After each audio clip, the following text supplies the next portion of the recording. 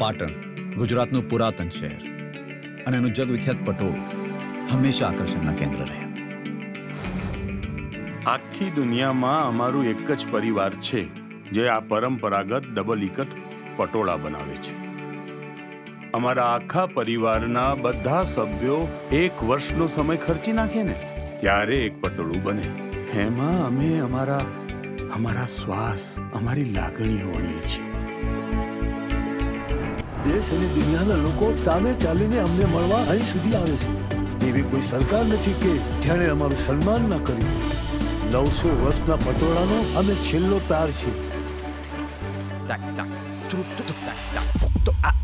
આ મારો દીકરો હેમ કે ઇન્ડિયાની રો ટેલેન્ટ માટે જર્મન ઇન્સ્ટિટ્યૂટ ઓફ રોબોટિક્સ એ લોકોએ કેમ્પસ ઊભું કરી રહ્યા છે. મને લાગે છે કે તારે ત્યાં જવું છે. અમદાવાદની કોલેજમાંથી ફેલોશિપની ઓફર છે.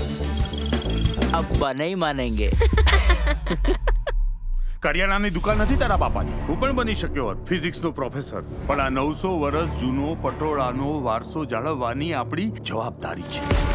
તમે જેને વારસો કહો છો ને એ કાપડ સિવાય કંઈ જ નથી. અને આપણે કોણ છીએ? એ કાપડ વણવાવાળા વણકર, અને એ પણ આઉટડેટેડ. હું તને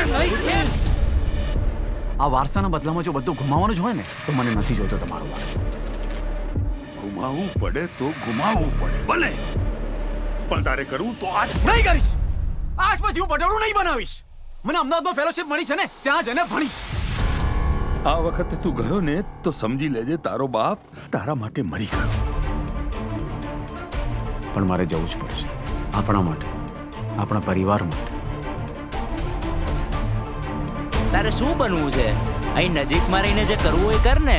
મને એ તો ખબર નથી લાઈફમાં હું શું બનીશ, પણ એટલું ખબર છે જે પણ બનીશ ને દુનિયાને હલાવી નાખીશ.